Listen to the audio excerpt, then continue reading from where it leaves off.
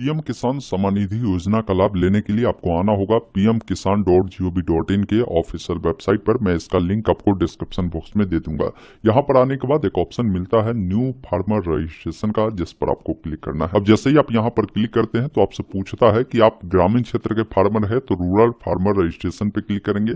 अगर आप शहरी क्षेत्र के फार्मर है तो अर्बन फार्मर रजिस्ट्रेशन वाले विकल्प पर क्लिक करेंगे। तो आप अपने अकॉर्डिंग जानकारी को यहाँ से चुनेंगे। बाकी जो भी फार्मर अपना रजिस्ट्रेशन कर रहा है उनका जो भी आधार नंबर है उससे फिल करना है।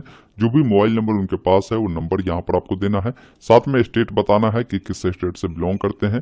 कैप्चा कोड को फिल करना है। एक ऑप्शन मिलता है गेट ओटीपी का, जिस पर क्लिक करना है। अब आपके नंबर पर एक ओटीपी भेजा गया होगा, उस ओटीपी को यहाँ पर फिल करेंगे। कैप्चा कोड को यहाँ पर फिल करेंगे। एक ऑप्शन मिलता है सबमिट का, जिस पर क्लिक करना है। फिर आपका जो आधार से लिंक नंबर होगा उस पर ओटीपी जाता है। कंसेंट आपको देनी होती है। एक ऑप्शन मिलता है वेरीफाई आधार ओटीपी, जिस पर क्लिक करना है। अब यहाँ पर आपके सामने इसका फॉर्म खुलता है, जिसमें आपका जो भी स्टेट है वो देखने को मिलता है। आपका जो भी डिस्ट्रिक्ट होगा उसको यहाँ से आपको चयन करना है। जो भी आपका सब डिस्ट्रिक्ट होगा वो आपको बतानी है, ब्लॉक बतानी है, विलेज आपको बतानी है। बाकी फार्मर का नाम, फार्मर का जेंडर देखने को मिलेगा। फार्मर का जो भी कैटेगरी होगा बताएंगे, जैसे SC ST या जनरल या अदर आप यहाँ पर बताएंगे। कैटेगरी ना मिले तो जनरल और अदर वाला जो ऑप्शन है उसको आप चयन करेंगे।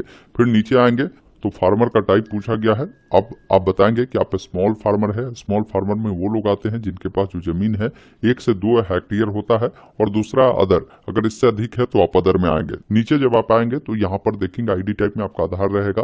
बाकी यहाँ पर आइडेंटिटी प्रूफ के लिए आधार ही रहेगा। आधार नंबर आपका यहाँ पर इस प्रकार शो करता है। आपका मोबाइल नंबर, एड्रेस शो करता है, पिन कोड, फादर का नाम शो करता है। अब यहाँ पर देखिए लैंड रजिस्ट्रेशन आईडी आपसे मांगा गया है। अब यहाँ पर देखेंगे आपसे पूछा गया है लैंड रजिस्ट्रेशन आईडी। अब यहाँ पर स्टार नहीं बना है, जहाँ पर भी रेड से स्टार बना है वो जानकारी देनी जरूरी है। अगर मान लीजिए आपके स्टेट में लैंड रजिस्ट्रेशन आईडी नहीं होते हैं या आपके पास ये डिटेल नहीं है, या बहुत सारे ऐसे स्टेट है जहाँ पर सर्वे हो रही है, सर्वे के बाद लैंड रजिस्ट्रेशन आईडी हर भूमि का दिए जाते हैं, तो वैसे स्थिति में आप छोड़ सकते हैं। लेकिन बहुत सारे स्टेट में लैंड रजिस्ट्रेशन आईडी ऑलरेडी किसानों को मिल चुका है, तो उसको आपको गूगल से निकाल लेना है अपने स्टेट के वेबसाइट पर जाकर। जैसे मैं बता दूं, जैसे यूपी का जो है लैंड रजिस्ट्रेशन आईडी आ चुका है, तो इसके लिए गूगल में आप बस लिखेंगे भूलेख यूपी। वही बिहार का देखना है तो यहाँ पर बिहार लगाएंगे तो उनका वेबसाइट खुलेगा। अन्य स्टेट का देखना है तो लास्ट में स्टेट का नाम बदलेंगे तो वेबसाइट आपके स्टेट का खुल जाएगा। यहाँ पर आने के बाद एक ऑप्शन मिलता है खतौनी। आप इस पर जब क्लिक करेंगे तो ये कैप्चा कोड डालकर सबमिट करेंगे। आप कहाँ का देखना चाहते हैं उससे चुनने के बाद यहाँ से तहसील को आप चुनेंगे। तहसील को चुनने के बाद ग्राम को यहाँ से चुनेंगे और यहाँ से ओके वाले विकल्प पर क्लिक करेंगे। उसके बाद आपके पास जो भी डिटेल है, जैसे खाता संख्या है तो खाता संख्या, खसरा संख्या, या आप चाहते हैं जिनके नाम से जमीन है उनके नाम से खोजना, तो आपको मल्टीपल ऑप्शन है। आप उस ऑप्शन को चयन कर डिटेल को यहाँ से खोज सकते हैं और आपको लैंड रजिस्ट्रेशन नंबर मिल जाएंगे, उसको लिख सकते हैं। नहीं है तो आप इसको छोड़ सकते हैं। उसके बाद यहाँ पर देखिए आपको बोला गया है कि राशन कार्ड नंबर जो आपका है वो आप यहाँ पर दीजिए। तो राशन कार्ड आपका बना होगा तो आपके पास होगा ही, नहीं बना है तो इसको आप छोड़ सकते हैं। डेट ऑफ बर्थ आपका यहाँ पर देखने को मिलता है। अगर आप प्रधानमंत्री मानधन योजना का बेनिफिट लेते हैं तो आप यहाँ पर रेस करेंगे, नहीं लेते हैं तो वैसे स्थिति में आप यहाँ पर नो करेंगे। नीचे आएंगे तो यहाँ पर आपको जमीन से जुड़ी जानकारी पूछी जा रही है कि जो जमीन है उसका ओनरशिप आपका खुद के नाम से है, मतलब उसका ओनर आप सिंगल है, या हो सकता है कोई जमीन है जिसका ओनर 2 लोग हो सकते हैं, या नहीं ज्वाइंट हो सकते हैं, या 2 से अधिक लोग भी हो सकते हैं। तो यहाँ पर आप ज्वाइंट को भी चुन सकते हैं। तो आप अपने अकॉर्डिंग देखें किस अनुसार आपके केस है, आप उसको इस प्रकार चुनेंगे। मैंने यहाँ पर सिंगल चुना है और एक ऑप्शन यहाँ पर मिलता है ऐड का, जिस पर मैंने क्लिक किया है। अब जैसे ही ऐड पर आप क्लिक करते हैं तो फिर जमीन से जुड़ा कुछ डिटेल आपसे पूछेगा, जिसमें सबसे पहले सर्वे या खाता नंबर आपसे पूछा जा रहा है। तो आपकी जमीन पर जो भी डिटेल हो, सर्वे नंबर या खाता नंबर वो उपलब्ध करवाना है। बहुत सारे स्टेट में क्या है कि खसरा नंबर चलते हैं, बहुत सारे स्टेट में डग नंबर होता है, तो वो भी आप दे सकते हैं। जो नंबर आपके पास हो वो आप यहाँ पर बताएंगे। उसके बाद यहाँ पर देखेंगे एरिया पूछा गया है हेक्टेयर में, आप बताएंगे। जो भी आपकी जमीन पर डिटेल होगी उसमें बताई गई होगी कि कितना आपकी एरिया है, आप उसको हेक्टेयर में बताएंगे। उसके बाद ये पूछ रहा है कि जो जमीन है उसकी अगर आपने रजिस्ट्री करवाया है या ट्रांसफर आपने करवाया है तो ये 1 फरवरी 2019 से पहले हुआ है तो आप इससे चुने, या उसके बाद हुआ है तो इस वाले ऑप्शन को आपको चयन करना है।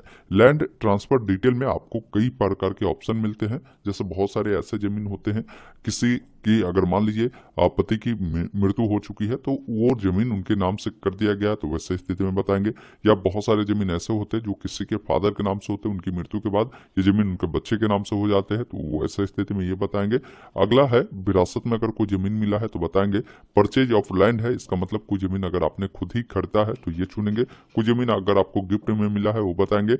लैंड ग्रांड अलॉटमेंट अगर हुआ है तो वो बताएंगे। तो जिस भी प्रकार के केस होगा उसको आप यहाँ से चयन करेंगे। अब यहाँ पर देखेंगे लैंड विजिटिंग डेट पूछ रहा है, मतलब उस जमीन को आप कब से जोत रहे हैं। तो बेसिकली ये होता है कि कोई जमीन आप जिस दिन से खरीदते हैं उसी दिन से आप उस पर कब्जा करते हैं, उस पर काम करते हैं। तो बेटर यही होगा कि जो आपकी रजिस्ट्री हुई होगी उसमें डेट होगा कि किस डेट को आपने रजिस्ट्री करवाया है, वही डेट आप यहाँ पर दे सकते हैं। उसके बाद यहाँ पर देखेंगे पार्टा नंबर RFA नंबर अगर आपके पास है तो आप एस करें, नहीं तो यहाँ पर नो वाले विकल्प पर आप क्लिक करें और उसके बाद यहाँ से क्या करें, ऐड वाले विकल्प पर क्लिक करें। इस प्रकार ऊपर में आपकी जमीन की जो डिटेल है वो ऐड होती है। अगर एक से अधिक खाता खसरा एरिया है तो आप यहाँ पर वो भी जानकारी आप दे सकते हैं। उसके बाद यहाँ पर देखिए आपको सपोर्टिंग डॉक्यूमेंट देनी है, जो भी जमीन से जुड़ा दस्तावेज आपकी हो, PDF फॉर्मेट में बोला गया है और ये 200 KB से ज्यादा में अलाउ नहीं होगा। अब अगर आपके पास जो डॉक्यूमेंट है वो PDF में नहीं है, उसको PDF बनाना चाहते हैं तो गूगल में आप लिखेंगे कन्वर्ट JPG टू PDF, या वेबसाइट मिलेगा, इसे ओपन करेंगे, सेलेक्ट JPG इमेज पर क्लिक करेंगे। जहां भी जो डॉक्यूमेंट आपका होगा जमीन से जुड़ा उसको सेलेक्ट कर यहाँ से कन्वर्ट टू PDF पे क्लिक करेंगे और यहाँ से PDF को डाउनलोड करेंगे और उससे यहाँ पर इनके पोर्टल पर आकर आप उसको अपलोड करेंगे। उसके बाद एक ऑप्शन मिलता है सेव का, जिस पर आपको क्लिक करना है। इस प्रकार आपका जो फॉर्म है सफलतापूर्वक सबमिट होता है। आपको एक फार्मर ID मिल जाता है जिसको नोट कर रखेंगे और इसका स्टेटस देखने के लिए आप इनके वेबसाइट पर आएंगे।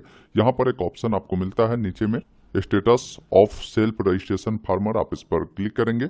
आपको अपना आधार नंबर कैप्चा कोड को फिल कर सर्च वाले विकल्प पर क्लिक करना है। अब आपके सामने आपका जो स्टेटस है खुलकर आता है। मुख्य रूप से नीचे जब स्टेटस देखेंगे तो भी आपका जो स्टेटस है वो पेंडिंग रहेगी। सब डिस्ट्रिक्ट या ब्लॉक लेवल पे जैसे ही यहाँ से अप्रूव्ड होती है फिर डिस्ट्रिक्ट पे जाती है, डिस्ट्रिक्ट से अप्रूव होती है फिर स्टेट पे जाती है, फिर वहां से जैसे ही अप्रूव्ड हो जाती है फिर अगली किस्त जैसे ही आएगी तो आपके खाता में भी इसकी जो राशि है भेज दी जाएगी।